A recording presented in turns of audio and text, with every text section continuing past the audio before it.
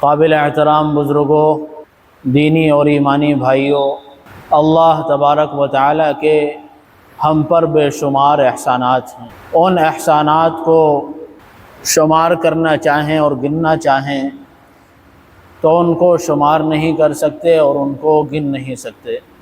یہ اللہ تبارک و تعالیٰ نے سب سے بڑا احسان فرمایا کہ ہمیں انسان بنایا، ورنہ جانور بھی اللہ کی مخلوق ہیں، گدھے اور بیل بھی اللہ کی مخلوق ہیں۔ اگر اللہ چاہتے تو ہمیں ان میں سے بنا دیتے، تو ہمارا کیا بس چل سکتا تھا؟ کوئی ہم نے انسان بنانے کی اللہ تبارک و تعالیٰ کو کوئی اپلیکیشن تو نہیں دی تھی کہ ہمیں انسان بنایا جائے، جانور نہ بنایا جائے۔ تو اللہ کا کرم ہوا کہ اللہ تبارک و تعالیٰ نے ہمیں انسان بنایا، ورنہ اگر کوئی زہریلا جانور بنا دیے جاتے، سانپ بچھو کہ جن کو دیکھ کر انسان ان کو مارنے کے لیے دوڑتا ہے اور ان کو ختم کرتا ہے، تو ہمارا بھی حال یہی ہوتا کہ کوئی ہم کو دیکھتا تو ہم کو مارنے کے لیے دوڑتا۔ یہ بھی اللہ تبارک و تعالیٰ کا احسان ہے کہ اللہ تبارک و تعالیٰ نے ہمیں ایمان کی دولت عطا فرمائی۔ ایک احسان تو یہ کہ انسان بنایا، اور انسان کے ساتھ ساتھ اللہ تبارک و تعالیٰ نے ہمیں سب سے قیمتی دولت ایمان کی شکل میں عطا فرمائی۔ ورنہ تو ہماری طرح بہت سے دوسرے انسان بھی ہیں جو اپنے ہاتھوں سے بتوں کو تراشتے ہیں، مورتیوں کو بناتے ہیں اور ان کے سامنے اپنے ماتھے کو ٹیکتے ہیں، ان کے سامنے سجدہ کرتے ہیں، نظر و نیاز کرتے ہیں اور ان سے منتیں مانگتے ہیں اور ان کو اپنا مشکل کشا اور حاجت روا سمجھتے ہیں۔ اللہ کا احسان ہے کہ اللہ تبارک و تعالیٰ نے ان لوگوں میں سے ہمیں نہیں بنایا۔ اور بہت سے ایمان والے بھی ایسے ہیں جو نام کے مسلمان ہیں لیکن ایمان کی اور اسلام کی کوئی علامت ان میں نہیں پائی جاتی، وہ اللہ کے گھر سے بھی دور ہیں۔ اللہ تبارک و تعالیٰ نے ہمیں کم از کم اپنے گھر میں آنے کی توفیق تو عطا فرمائی، یہ بھی اللہ کا احسان۔ ورنہ کتنے لوگ ہیں جو دنیا کے اندر اتنے ڈوبے ہوئے ہیں، نہ ان کو فرائض کا پتہ، نہ ان کو حلال کا پتہ، نہ حرام کا پتہ، بس وہ دنیا کے غلام بنے ہوئے ہیں، دنیا کو دل دے بیٹھے ہیں۔ جس سے محبت ہوتی ہے، انسان کی بھی عادت ہے اس کو ہی اپنے گھر میں بلاتا ہے اور بٹھاتا ہے۔ ہمارے گھر میں بھی وہی آئے گا جس سے ہمیں تعلق ہے، جس سے ہمیں محبت ہے۔ کسی عام آدمی کو گھر میں نہیں بلائیں گے۔ تو اللہ تبارک و تعالیٰ کو ہم سے محبت ہے، تبھی تو اس نے اپنے گھر میں آنے کی ہمیں توفیق دی۔ ایک سیٹھ صاحب تھے غیر مسلم اور ان کے ملازم تھے مسلمان۔ سیٹھ صاحب جو تھے وہ غیر مسلم تھے اور ان کے جو ملازم تھے وہ مسلمان تھے، لیکن وہ ملازم نماز کے پابند، اللہ کے حکموں کو پورا کرنے کے پابند، ساتھ میں جا رہے تھے اپنے مالک کے ساتھ، تو اذان کی آواز آ گئی، اذان کی آواز آئی۔ آج تو ہماری حالت یہ ہے، اللہ ہماری غفلت کو معاف فرمائے، کہ مسجد کے قریب میں گھر ہے اور مؤذن پکار رہا ہے آؤ نماز کی طرف، آؤ کامیابی کی طرف، پھر بھی اس کی آواز پر لبیک نہیں کہتے اور مسجد جانے کی ہمیں توفیق نہیں ہوتی۔ میرے محترم دوستو، یہ تو بتائیے کہ جب ہمارا ایمان ہمیں ہمارے گھر سے مسجد تک نہیں لے جا پا رہا تو وہ ایمان ہمیں جنت میں کیسے لے کے جائے گا؟ جو ایمان ہمیں ہمارے گھر سے مسجد تک نہیں لے جا پا رہا، وہ ایمان ہمیں جنت میں کیسے لے کر جائے گا؟ جیسے ہی ان کے کان میں آواز آئی مؤذن کی تو اپنے مالک سے کہا آقا نے بلایا ہے، اب اس کے حکم کو پورا کرنا ہے۔ تو سیٹھ صاحب چونکہ غیر مسلم تھے، وہ مسجد کے باہر بیٹھ گئے اور وہ ملازم تھے وہ مسجد میں آ گئے نماز پڑھنے کے لیے۔ آج ایک اور بڑی کمزوری یہ ہے کہ ہم جہاں ملازمت کرتے ہیں، جہاں ہم نوکری کر رہے ہیں، جہاں ہم کام کر رہے ہیں، وہاں اگر مالک نے یہ شرط لگا دی کہ بھائی پورے وقت میں پورا ٹائم تمہیں یہاں پر رہنا ہے، تمہارے لیے کوئی چھٹی نہیں، جی حضور بالکل تیار، بالکل آپ نے جیسا کہا بالکل اسی طرح تیار۔ ایک ایمان والے کی یہ شان نہیں ہونی چاہیے، بلکہ معاملے کے وقت جس وقت آپ نوکری کے لیے اس سے بات کر رہے ہیں بالکل بے نیازی سے بات کریے۔ وہ آپ کی روزی کا مالک نہیں ہے، وہ آپ کے رزق کا مالک نہیں ہے۔ روزی کی ذمہ داری تو اللہ تبارک و تعالی نے اپنے اوپر لی ہے۔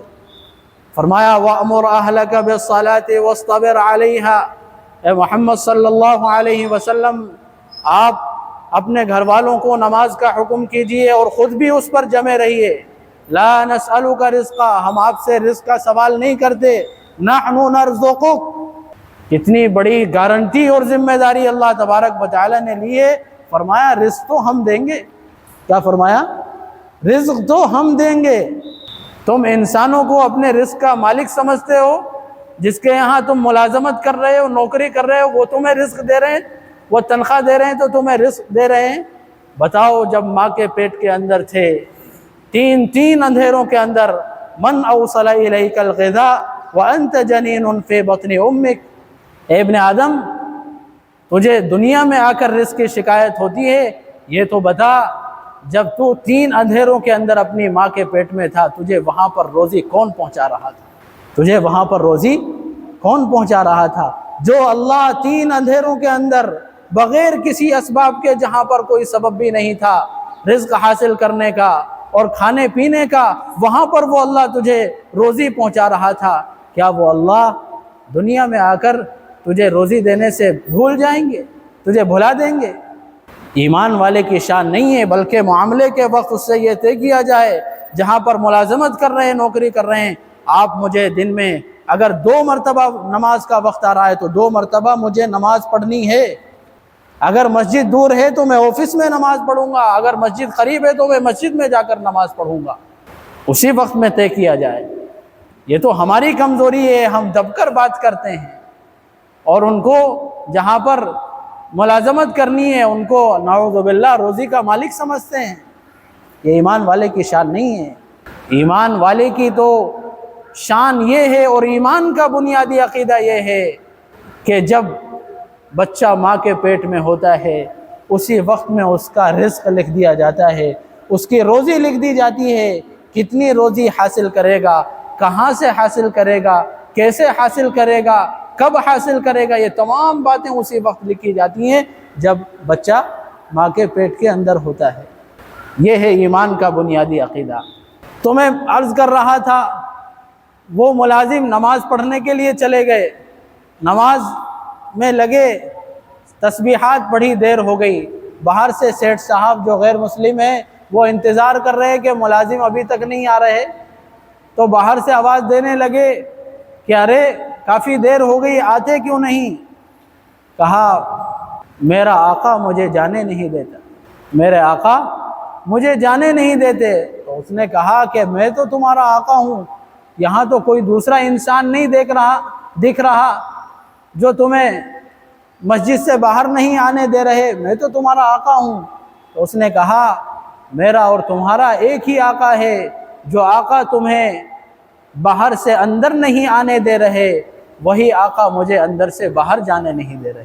جو آقا تمہیں باہر سے اندر نہیں آنے دے رہے وہی آقا مجھے اندر سے باہر نہیں جانے دے رہے، یعنی اللہ رب العالمین۔ تو اللہ تبارک و تعالیٰ کا کرم ہے کہ اللہ تبارک و تعالیٰ نے اپنے گھر میں آنے کی توفیق دی۔ کتنے احسانات ہیں، کتنے احسانات ہیں، ان احسانات کو گننا چاہیں، شمار کرنا چاہیں، گن نہیں سکتے۔ اسی طرح اللہ تبارک و تعالیٰ نے قرآن کی شکل میں ہمیں ایک دستور حیات دیا کہ اپنی زندگی کو کس طرح گزارنا ہے، اس کے لیے گائیڈ بک بھی ساتھ میں دے دی۔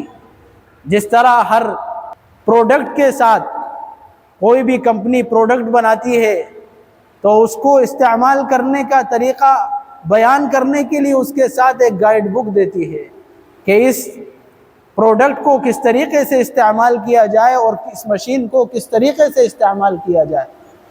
تو اللہ تبارک و تعالیٰ نے مسلمانوں کو اور ایمان والوں کو اور ساری انسانیت کو بے یار و مددگار نہیں چھوڑا، بلکہ زندگی گزارنے کے لیے ایک دستور حیات دیا، ایک کانسٹیٹیوشن دیا، ایک قانون دیا کہ اگر تم اس گائیڈ بک کو سامنے رکھ کر اپنی زندگی کو گزارو گے تو دنیا اور آخرت میں کامیاب ہوگے، اور اگر تم نے اس گائیڈ بک میں بیان کی ہوئی تعلیمات کے خلاف اپنی زندگی کو گزارا تو تم دنیا میں بھی ناکام ہو اور آخرت میں بھی ناکام ہو۔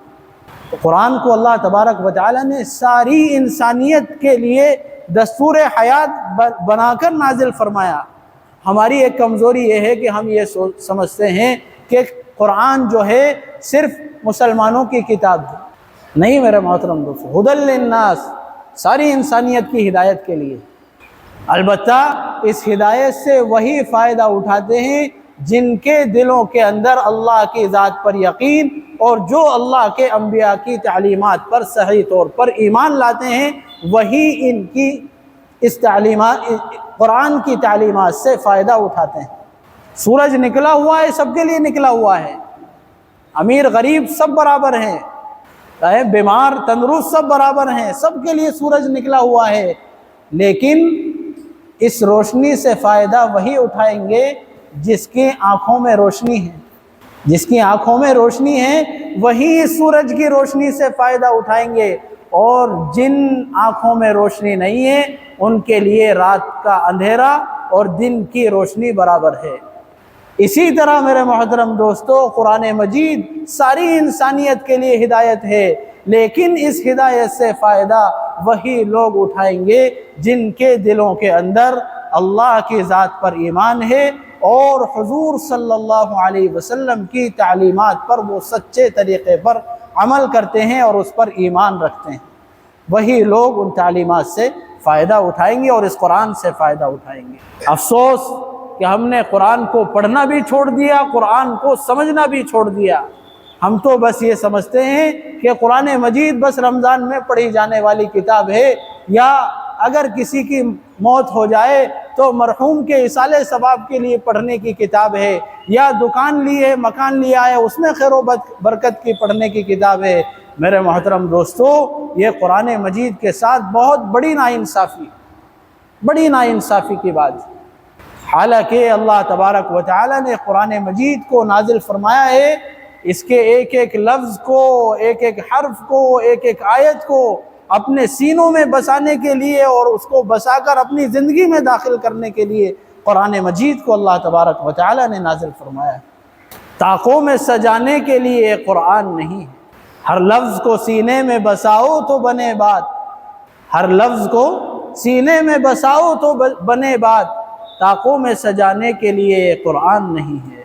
قرآن تو اس کی تلاوت کے لیے، اس پر عمل کرنے کے لیے اللہ تبارک و تعالی نے اس کو نازل فرمایا ہے۔ قرآن کا ایک حق ہے کہ اس کو پڑھا جائے، اور قرآن کا دوسرا حق یہ ہے کہ اس کو سمجھا جائے، اور قرآن کا تیسرا حق یہ ہے کہ اس کو سمجھ کر اس پر عمل کیا جائے۔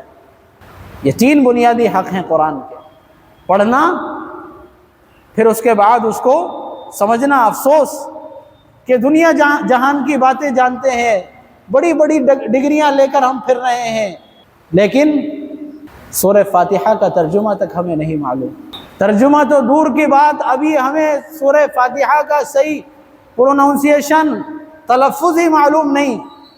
اگر بہت سے لوگوں کی سورہ فاتحہ سن لی جائے تو سورہ فاتحہ ہی صحیح نہیں ہے، اور کیا کہتے ہیں؟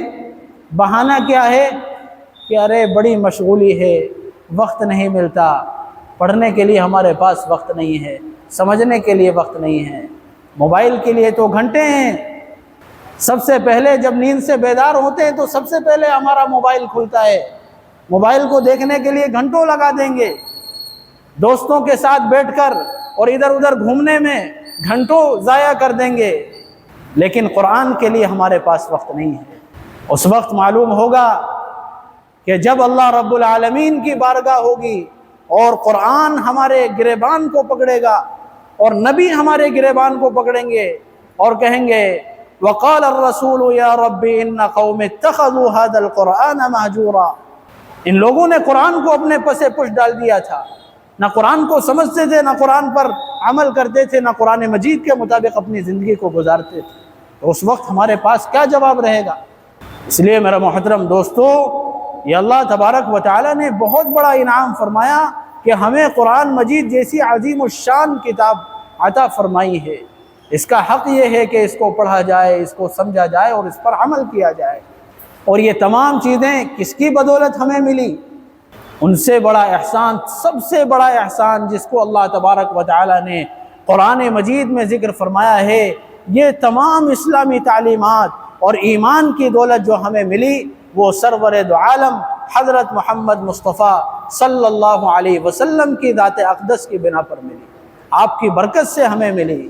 اگر آپ نہ ہوتے تو ہمیں ایمان نہ ملتا، آپ نہ ہوتے ہمیں قرآن نہ ملتا، آپ نہ ہوتے ہمیں روزہ جیسی عظیم الشان عبادت نہ ملتی، آپ نہ ہوتے تو زکوٰۃ جیسی عظیم الشان عبادت نہ ملتی، آپ نہ ہوتے تو حج جیسی عظیم الشان عبادتیں نہ ملتی۔ آپ صلی اللہ علیہ وسلم کی برکت سے ساری انسانیت نے آپ کی رحمت سے فائدہ اٹھایا۔ آپ کو اللہ تبارک و تعالی نے سارے جہانوں کے لیے رحمت للعالمین بنا کر مبعوث فرمایا ہے۔ آپ کسی ایک قوم کے نبی نہیں ہیں، کسی قبیلے کے نبی نہیں ہیں، کسی ملک کے نبی نہیں ہیں، اپنے زمانے کے لوگوں کے لیے صرف نبی نہیں ہیں، بلکہ تبارک الذی نزل الفرقان علی عبدہ لیکون للعالمین نذیرا، ساری انسانیت کے لیے آپ کو نبی بنا کر مبعوث فرمایا گیا ہے، ساری انسانیت کے لیے نبی بنا کر مبعوث فرمایا۔ قل یا ایھا الناس انی رسول اللہ الیکم جمیعا، اے محمد صلی اللہ علیہ وسلم آپ فرما دیجئے اے لوگوں میں تمہاری تمام انسانیت کی طرف رسول بنا کر بھیجا گیا ہوں، تمام انسانیت کی طرف رسول بنا کر بھیجا گیا ہوں۔ اللہ تبارک و تعالیٰ کا بہت بڑا یہ احسان ہے کہ ہم نے کوئی اللہ کی بارگاہ میں درخواست نہیں دی تھی کہ ہمیں آخری نبی کی امت میں پیدا فرمانا ہے۔ جس طرح تمام انبیاء میں حضور صلی اللہ علیہ وسلم تمام انبیاء میں سب سے افضل ہے، اسی طرح تمام امتوں میں سب سے افضل امت محمدیہ ہے۔ اور حضور صلی اللہ علیہ وسلم نے فرمایا تمام انبیاء پر جنت حرام ہے جب تک کہ میں جنت میں داخل ہو جاؤں، اور تمام امتوں پر جنت حرام ہے جب تک کہ میری امت جنت میں داخل نہ ہو جائے۔ یہ فضیلت کیوں ملی؟ آپ صلی اللہ علیہ وسلم کے طفیل ملی، آپ کی برکت سے ہمیں یہ فضیلت حاصل ہوئی، ورنہ ہمارے پاس کیا کمال تھا، ہماری اپنی ذات کے اعتبار سے کیا فضیلت ہے، بلکہ حضور صلی اللہ علیہ وسلم کے صدقے ہمیں عظیم الشان فضیلت ملی۔ اللہ تبارک و تعالی نے وہ احسان جو حضور صلی اللہ علیہ وسلم کی شکل میں عطا فرمایا ہے ہمیں، اس کا ذکر قرآن مجید میں ذکر فرمایا ہے۔ فرمایا لقد من اللہ علی المؤمنین اذ بعث فیہم رسولا من انفسہم یتلو علیہم آیاتہ ویزکیہم ویعلمہم الکتاب والحکمہ۔ فرمایا یقیناً اللہ تبارک و تعالی نے ایمان والوں پر بہت بڑا احسان فرمایا۔ آپ کی رحمت سے تو سارے انسانوں نے فائدہ اٹھایا، کافروں نے بھی آپ کی نبوت سے اور آپ کی رحمت سے فائدہ اٹھایا، انسانوں نے بھی، جانوروں نے بھی، فرشتوں نے بھی، تمام مخلوق نے آپ کی رحمت سے فائدہ اٹھایا، لیکن خاص طور پر اللہ تبارک و تعالی نے ایمان والوں کا ذکر فرمایا کہ ایمان والوں پر اللہ تبارک و تعالی نے احسان فرمایا کہ اپنے عظیم الشان اور تمام انبیاء میں سب سے افضل نبی کو ان کے درمیان میں مبعوث فرمایا۔ اب جب اتنے عظیم الشان نبی ہمیں اللہ تبارک و تعالی نے عطا فرمائے تو اس نبی کے بہت سارے حقوق ہیں۔ جس طرح اللہ تبارک و تعالی کے بے شمار احسانات ہیں، اسی طرح حضور صلی اللہ علیہ وسلم کے بھی امت پر بے شمار احسانات ہیں، اور وہ احسانات صرف دنیا تک ہی محدود نہیں ہیں بلکہ آخرت میں بھی ان احسانات کا ظہور ہوگا جو اللہ کے نبی کو اس امت سے جو تعلق ہے، اور جو اللہ کے نبی کو اس امت سے جو رشتہ ہے، اس رشتے کا ظہور صرف دنیا میں نہیں قیامت میں بھی ہوگا۔ اس وقت میں جب تک کہ اللہ کے نبی اپنے ایک ایک امتی کو اپنی سفارش کی وجہ سے جنت میں داخل نہ فرما دیں گے، اس وقت تک اللہ کے نبی اللہ کی بارگاہ میں برابر اللہ تبارک و تعالی سے اپنی امت کی سفارش کرتے رہے۔ اپنی امت سے تعلق اور اپنی امت سے محبت کا اندازہ اس بات سے لگایا جا سکتا ہے میرے محترم دوستو کہ ایک مرتبہ حضور صلی اللہ علیہ وسلم گھر میں تشریف لائے اور انتہائی خوشی کے حال میں تھے. آپ کے چہرہ انور پر خوشی کے آثار تھے، اور اس خوشی کے آثار میں حضرت عائشہ رضی اللہ عنہا سے فرمایا، اے عائشہ مانگو کیا مانگتی ہو، سوال کرو کیا سوال کرتی ہو، آج تمہارا سوال پورا کیا جائے گا، آج تمہاری مراد پوری کی جائے گی. تو حضرت عائشہ رضی اللہ عنہا نے بھی موقع کو غنیمت جانا تو فرمایا کہ اے اللہ کے نبی میرے لیے آپ دعا کر دیں کہ اللہ میری مغفرت فرما دیں. کیا بڑی تمنا ہے، دنیا کو نہیں مانگا، دنیاوی مال و دولت کو نہیں مانگا، دنیاوی ترقی کو، دنیاوی شہرت کو، دنیاوی عزت کو نہیں مانگا. آج تو میرے محترم دوستو ہر کوئی جب دعا کے لیے کہتا ہے کہ مولانا دعا کریے، کاروبار بڑا مندہ چل رہا ہے، دکان بڑی مندی چل رہی ہے، کاروبار نہیں ہے، پریشان ہیں، سب کی زبانوں پر یہ شکوے ہیں. یہ اللہ کی ناشکری ہے میرے محترم دوستو، یہ بھی اللہ کی ناشکری ہے. یعنی اللہ کی تقدیر پر ہم راضی نہیں ہیں، جو اللہ نے ہماری قسمت میں اور مقدر میں لکھا ہے، والقدر خیرہ وشرہ من اللہ تعالی، اس پر ہمیں شکایت ہو رہی ہے. حالانکہ دعائیں کرنی چاہیے اور اللہ تبارک و تعالیٰ کا شکر ادا کرنا چاہیے کہ اللہ نے جس حال میں رکھا ہے، جیسے رکھا ہے، ہم اس حال میں خوش ہیں، اللہ کے فیصلے پر راضی ہیں. شکوہ شکایت کرنا یہ ایمان والے کی شان نہیں ہے. کوئی پریشانی آئے، مصیبت آئے تو اللہ سے دعا کیجئے، مسائل کو حل کرائیے. مسائل کے حل کرنے والے اللہ تعالیٰ ہیں. دوسرے کے سامنے اپنی مصیبتوں کو اور پریشانیوں کو بیان کرنے سے وہ مشکل حل نہیں ہوگی، وہ پریشانی دور نہیں ہوگی، بلکہ اللہ کے سامنے اپنے مسائل کو حل کریے. تو کیا درخواست کی حضرت عائشہ رضی اللہ عنہا نے کہ اللہ کے نبی میرے لیے مغفرت کی دعا فرما دیں. تو حضور صلی اللہ علیہ وسلم نے ہاتھ اٹھائے اور دعا کی، اللہم اغفر لعائشہ، کہ اللہ عائشہ کی مغفرت فرما. نبی کے ہاتھ اٹھانے تھے تو دعا کی قبولیت میں کیا شک اور شبہ رہ جاتا ہے. دعا یقیناً قبول ہو گئی اور حضرت عائشہ خوشی سے مسکرانے لگی، خوشی کے آثار چہرے پر دکھائی دینے لگے. تو حضور صلی اللہ علیہ وسلم نے حضرت عائشہ سے پوچھا کہ عائشہ اتنی خوش کیوں ہو رہی ہو؟ فرمایا کہ اللہ کے نبی آپ نے دعا کی، مغفرت کی، اب تو میری مغفرت یقینی ہو گئی، میں اس لیے خوش ہو رہی ہوں. تو حضور صلی اللہ علیہ وسلم نے فرمایا یہ جملہ سننے کے قابل ہے، اور یہ دیکھیے کتنی محبت اللہ کے نبی کو اپنی امت کے ساتھ ہے اور کیسا تعلق نبی کو اپنی امت کے ساتھ ہے. اس کا اندازہ اس بات سے لگایا جا سکتا ہے کہ حضور صلی اللہ علیہ وسلم نے فرمایا، اے عائشہ جو میں نے تمہارے لیے دعا کی، اس دعا کو میں اپنی امت کے لیے 5 مرتبہ کرتا ہوں. دن میں اس دعا کو اپنی امت کے لیے 5 مرتبہ کرتا ہوں. اللہم اغفر لامت محمد صلی اللہ علیہ وسلم، اے اللہ امت محمدیہ کی مغفرت فرما، اے اللہ امت محمدیہ کی مغفرت فرما. وہ نبی جو ہم سے اتنی محبت کرتے ہیں، اتنا تعلق رکھتے ہیں، اتنا گہرا رشتہ ہے اپنی امت کے ساتھ، بتائیے ہم نے کبھی ان کی تعلیمات پر عمل کرنے کی سوچی؟ کبھی ان سے ایسی محبت اور ایسے تعلق کا اظہار کیا؟ محبت سب کو ہے، ہر ایمان والا دعویٰ کرتا ہے کہ مجھے اللہ کے نبی سے محبت ہے اور یہ ایمان کا جز ہے، لیکن کیسی محبت ہونی چاہیے اللہ کے نبی سے، اس کو بھی حضور صلی اللہ علیہ وسلم نے حدیث میں ارشاد فرمایا لا یؤمن احدکم حتی اکون احب الیہ من والدہ وولدہ والناس اجمعین. فرمایا تم میں سے کوئی اس وقت تک مومن کامل نہیں ہو سکتا جب تک کہ میں اس کے نزدیک اس کے باپ سے زیادہ، اس کی اولاد سے زیادہ اور تمام انسانیت سے زیادہ محبوب نہ ہو جاؤں جب تک تم میں سے کسی کا ایمان کامل نہیں ہو سکتا. محبت کا تو دعویٰ سب کو ہے، اللہ کے نبی سے ہمیں محبت ہے، لیکن کیا ایسی محبت ہے اپنے والدین سے زیادہ، اپنے بچوں سے زیادہ اور تمام انسانیت سے زیادہ ہمارے دل میں اللہ کے نبی کی وہ محبت ہے، اور اس محبت کا اندازہ ہوتا ہے مقابلے کے وقت میں کہ اللہ کے نبی کی محبت کا تقاضا کچھ اور ہے اور مخلوق کی محبت کا تقاضا کچھ اور ہے۔ اللہ کے نبی کی محبت کا تقاضا کچھ اور ہے، والدین کی محبت کا تقاضا کچھ اور ہے۔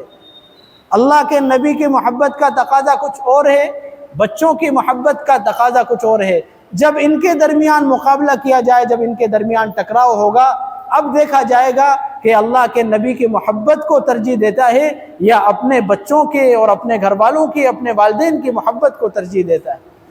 اگر اپنے گھر والوں کی، اپنے بچوں کی اور اپنے دوستوں کی محبت کو ایک انسان ترجیح دیتا ہے تو پھر یہ اپنے دعوے میں سچا نہیں ہے۔ اللہ کے نبی کی محبت کے مقابلے میں دوسروں کی محبت کو ترجیح دیتا ہے تو پھر یہ کیا ہے؟ مومن کامل نہیں ہے، ابھی اس کے ایمان میں نقص ہے، اس کے ایمان میں کمی ہے۔ غزوہ بدر اسلام کا پہلا معرکہ ہوا، واقعہ لمبا ہے۔ حضور صلی اللہ علیہ وسلم دشمن کے مقابلے کے لیے نکلے، کتنے افراد؟ صرف 313، اور دشمن کی تعداد ہے 1000، اور جنگ کے تمام ہتھیار ان لوگوں کے پاس ہیں، دشمن کے پاس تمام ہتھیار ہیں، سواری بھی ہیں، اونٹ بھی ہیں، گھوڑے بھی ہیں، تلوار بھی ہیں، نیزے بھی ہیں، تمام چیزیں ان کے پاس ہیں۔ اور یہاں صحابہ کرام کی جماعت ہے، مشکل سے 2 گھوڑے ہیں، 70 اونٹ ہیں، ایک ایک اونٹ پر 3 مرتبہ سوار ہو رہے ہیں، کچھ لاٹھی اور ڈنڈے ساتھ میں لے لیے، جنگ میں استعمال ہونے والے ہتھیار وہ بھی ساتھ میں نہیں ہیں، صرف اللہ کی ذات پر یقین کامل رکھتے ہوئے دشمن کے مقابلے میں نکل گئے۔ جب میدان بدر میں پہنچے، بدر ایک جگہ کا، ایک کنویں کا نام ہے جس کی وجہ سے وہ جگہ جو ہے وہ مشہور ہے بدر کے نام سے، تو اس جگہ پر جب پہنچے تو حضور صلی اللہ علیہ وسلم کے لیے چھپر ڈال دیا گیا، ایک چھپر ڈال دیا گیا تاکہ صحابہ اکرام کو معلوم ہو جائیں کہ یہاں پر حضور صلی اللہ علیہ وسلم ہے، کوئی بات معلوم کرنی ہو یا کوئی آپ سے کوئی مشورہ کرنا ہو تو یہاں پر آ کر صحابہ اکرام آپ سے مشورہ کر لیں۔ تو آپ چھپر میں تشریف فرما ہوئے، اللہ تبارک و تعالی سے گریہ وزاری کا سلسلہ شروع ہوا، نماز پڑھی، نماز کے بعد دعا کری۔ یہاں پر ساری امت کو ایک پیغام دینا ہے، کوئی بھی مشکل ہو، کوئی بھی پریشانی ہو، کوئی بھی سخت سے سخت حالات ہوں تو سب سے پہلے اللہ تبارک و تعالی سے اپنے تعلق کو قائم کیا جائے۔ فیصلوں میں کامیابی، حالات میں کامیابی، حالات سے نمٹنا صرف اور صرف اللہ کی مدد اور اللہ کی مدد کے شامل ہونے کے ساتھ ہی ہو سکتا ہے۔ جب تک اللہ کی مدد شامل حال نہیں ہوگی، چاہے ہمارے پاس خوب طاقت ہو، چاہے ہمارے پاس خوب لشکر ہو، تو کامیابی نہیں مل سکتی جب تک اللہ کی مدد نہیں ہوگی۔ دعا مانگنی شروع کی اور دعا میں ایسا وقت آیا آپ پر، ایسا حال طاری ہوا، آپ صلی اللہ علیہ وسلم نے یہاں تک فرما دیا کہ الہ العالمین، یہ 313 افراد ہیں جو بڑی محنت کے بعد تیار ہوئے ہیں، یہ 313 افراد ہیں بڑی محنت کے بعد تیار ہوئے ہیں، اگر آج یہ لوگ ہلاک ہو گئے، اگر آج ان کو شکست ہو گئی تو پھر روئے زمین میں تیری کوئی عبادت کرنے والا نہیں ہوگا۔ یہ جملہ بھی آپ نے ارشاد فرمایا جو احادیث کی کتاب میں موجود ہے، سیرت کی کتابوں میں موجود ہے۔ یہاں تک فرمایا کہ اللہ اگر یہ چھوٹی سی جماعت ہلاک ہو گئی تو روئے زمین میں آج کے بعد کوئی تیری عبادت کرنے والا نہیں ہوگا۔ حضرت ابو بکر رضی اللہ عنہ نے فرمایا اے اللہ کے نبی آپ بس کیجئے، آپ کی دعا قبول ہو گئی۔ جنگ شروع ہوئی، وہ آپ کے سب کے سامنے ہے کہ اللہ تبارک و تعالی نے مسلمانوں کو فتح عطا فرمائی، لیکن جنگ کے دوران میں بیان کر رہا تھا اللہ کی نبی کی محبت کا۔ حضرت ابو بکر رضی اللہ عنہ حضور صلی اللہ علیہ وسلم کا جہاں چھپر تھا وہاں پر وہ نگرانی فرما رہے تھے، وہاں پر کھڑے ہوئے تھے کہ اگر کوئی دشمن یہاں کی طرف آتا ہے تو فوراً اس کے طرف حملہ کیا جائے اور اللہ کے نبی کو دشمن کے حملے سے بچایا جائے۔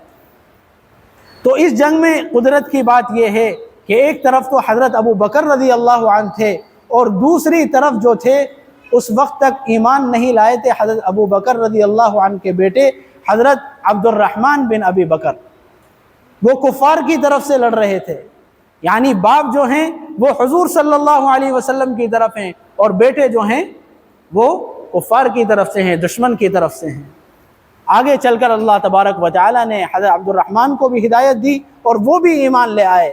تو ایک مرتبہ باپ بیٹے حضرت ابو بکر اور حضرت عبد الرحمن بیٹھے ہوئے تھے، تو بیٹے نے کہا کہ ابا، غزوہ بدر میں جب آپ حضور صلی اللہ علیہ وسلم کے چھپر کے باہر پہرا دے رہے تھے اس وقت میں کئی مرتبہ آپ میرے نشانے کے سامنے آئے، لیکن میں نے سوچا کہ آپ باپ ہیں اور میرے دل نے یہ گوارا نہیں کیا کہ میں اپنے باپ کو اپنے ہاتھ سے ہلاک کر دوں۔ حضرت ابو بکر رضی اللہ عنہ نے فرمایا، اے بیٹا، تم نے تو یہ سوچ لیا اگر تم اس وقت میں میرے سامنے آ جاتے اور میرے نشانے پر آ جاتے تو اللہ کی قسم میں تم کو نہیں چھوڑتا اور میں فوراً حملہ کر کر تمہیں اس دنیا سے رخصت کر دیتا۔ تمہاری کیا مجال کہ تم اللہ کے نبی کے مقابلے میں آؤ؟ یہ ہے محبت، کہ اللہ کے نبی کی محبت کیا ہے، اپنی اولاد سے زیادہ ان کے دلوں میں بیٹھی ہوئی تھی، صحابہ کرام رضوان اللہ علیہم اجمعین کے دلوں کے اندر۔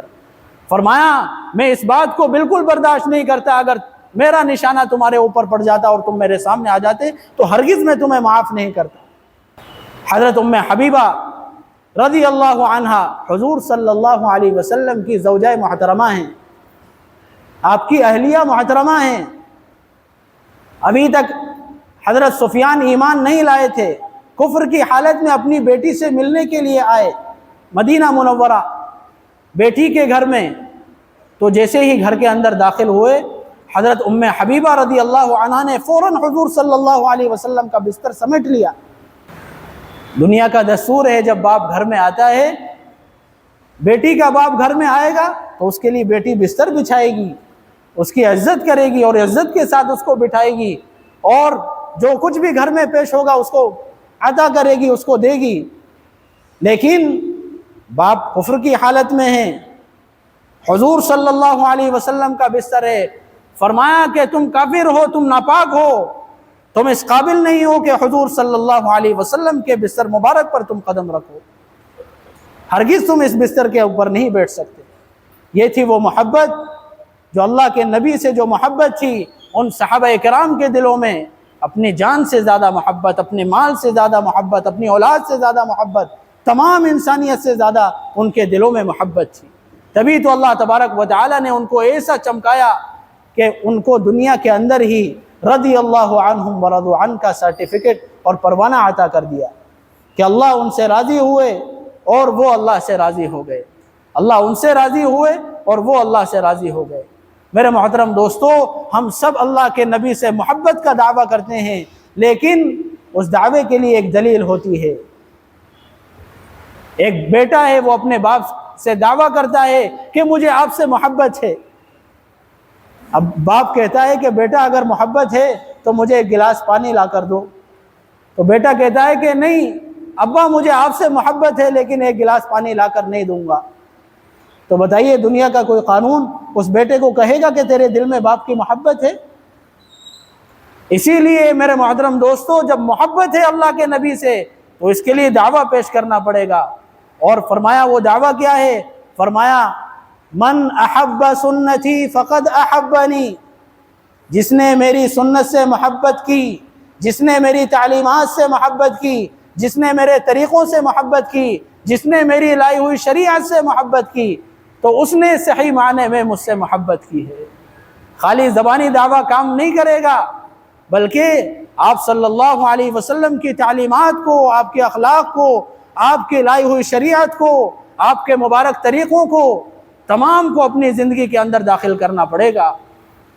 آپ کی سیرت کو، آپ کی سیرت کے مطابق ہماری سیرت ہو، آپ کے اخلاق کے مطابق ہمارے اخلاق ہوں، آپ کے چہرے کے مطابق ہمارے چہرے ہوں۔ افسوس کی بات ہے کہ آج ہم نے دنیا کو خوش کرنے کے لیے اپنے لباس کو بدل ڈالا، اپنے چہروں کو بدل ڈالا، اپنے اخلاق کو بدل ڈالا، اپنے معاشرت کو بدل ڈالا، اپنی سوسائٹی کو بدل ڈالا دوسروں کو خوش کرنے کے لیے، لیکن دوسرے تب بھی ہماری پٹائی کر رہے ہیں، تب بھی وہ ہم سے خوش نہیں ہو رہے ہیں۔ میرے محترم دوستو، ہرگز عزت نہیں مل سکتی جب تک کہ ہم حضور صلی اللہ علیہ وسلم کی صحیح معنی میں غلامی کا اقرار نہ کریں اور غلامی نہ کریں، تب تک ہمیں عزت نہیں مل سکتی۔ عزت ملے گی ان کی غلامی میں۔ وَأَنْتُمُ الْأَعْلَوْنَ إِن كُنتُم مُؤْمِنِينَ، تم ہی سربلند رہو گے بشرطے کہ تم مومن کامل ہو۔ فرمایا من احب سنتی فقد احبنی، جس نے میری سنت سے محبت کی اس نے مجھ سے محبت کی۔ ومن احبنی کان معی فی الجنہ، اور جس نے مجھ سے محبت کی وہ قیامت میں میرے ساتھ جنت میں ہوگا، وہ میرے ساتھ جنت میں ہوگا۔ اللہ تبارک و تعالی ہم سب کو حضور صلی اللہ علیہ وسلم کی تعلیمات پر عمل کرنے کی توفیق نصیب فرمائے، آپ کے مبارک طریقوں کو اپنی زندگی کے اندر داخل کرنے کی توفیق نصیب فرمائے۔